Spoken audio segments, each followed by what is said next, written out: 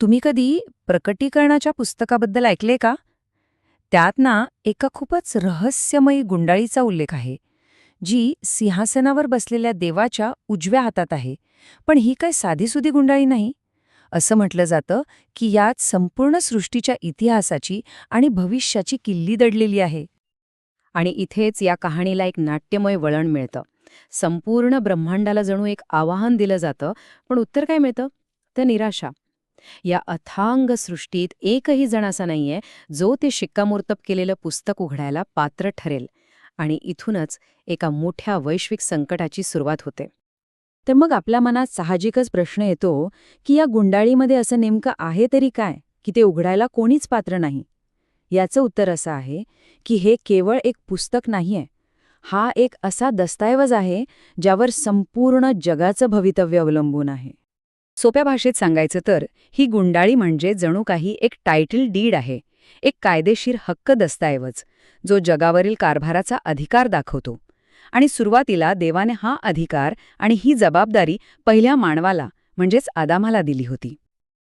पण मग आदामाच्या एका आज्ञाभंगाने सगळंच बदलून गेलं.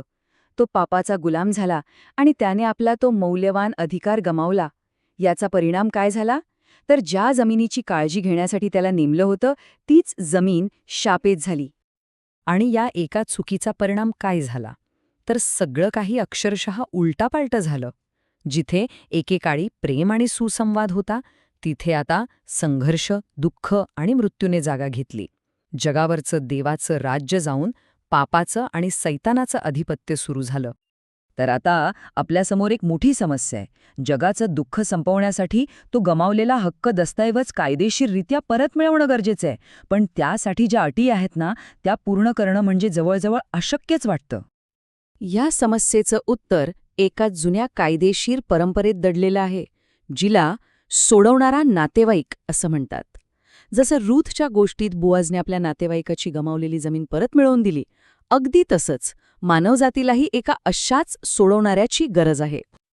पण गंमत म्हणजे हा हक्क परत मिळवण्यासाठीच्या अटी इतक्या कठीण आहेत की त्या पूर्ण करणं जवळजवळ अशक्यच वाटतं.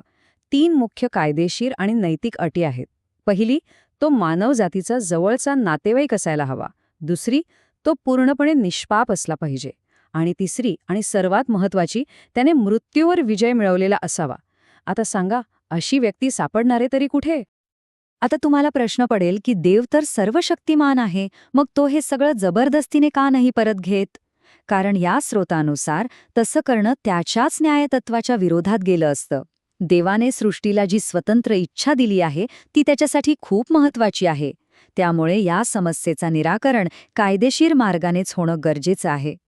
चला आता या कथेच्या सर्वात महत्वाच्या आणि परमोच्च बिंदूकडे वळूया. प्रश्न तोच आहे की ह्या सगळ्या अशक्य वाटणाऱ्या अटी कोण पूर्ण करू शकेल? हा प्रश्न थोडा वेळ मनात घोळू द्या. कल्पना करा, संपूर्ण सृष्टी शोधली जातीये, पण कोणीच पात्र सापडत नाहीये. प्रकटीकरणात वर्णन केल्याप्रमाणे यामुळे एक मोठी निराशा पसरली होती. सगळीकडे निराशेचं वातावरण असतानाच एक व्यक्ती पुढे येते, जी या सर्व अटी पूर्ण करते. तो आहे येशू ख्रिस्त, ज्याला शेवटचा आदम असंही संबोधलं जातं. हे वचन आपल्याला अगदी स्पष्टपणे सांगतं की येशूच का योग्य आहे. कारण त्याला वधण्यात आलं होतं आणि त्याचं रक्त हीच ती खरेदीची किंमत होती, जिने मानवजातीला पुन्हा एकदा विकत घेतलं. म्हणजे बघा, ज्या 3 अशक्य वाटणाऱ्या अटी होत्या, त्या येशूने कशा पूर्ण केल्या? तो मानव बनून आपला नातेवाईक झाला.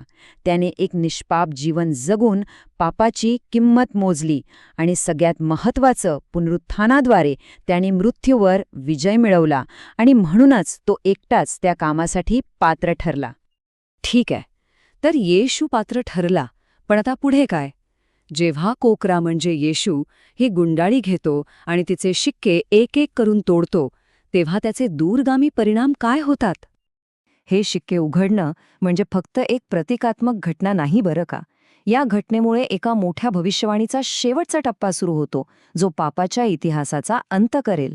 आणि या कथेनुसार आपण सध्या त्या शेवटच्या टप्प्याच्या अगदी उंबरठ्यावर उभे आहोत. आणि जेव्हा हा सगळा इतिहास पूर्ण होईल, तेव्हा काय घडेल? तर सृष्टीची पूर्णपणे पुनर्स्थापना होईल. मानवी शरीर, ही पृथ्वी आणि आपली स्वतंत्र इच्छा या सगळ्यांना त्यांच्या मूळ परिपूर्ण अवस्थेत परत आणलं जाईल. हे काही छोटे मोठे बदल नसतील, तर एका नव्या युगाची सुरुवात असेल. आणि शेवटी एक विचार करायला लावणारा प्रश्न. जर संपूर्ण मानवी इतिहास या एका गुंडाळीच्या उघडण्याशी जोडलेला असेल, तर सध्याच्या या काळाकडे पाहण्याचा आपला दृष्टिकोन कसा असायला हवा? आपण आता नेमकं कुठल्या पानावर आहोत याचा विचार नक्की करून बघा.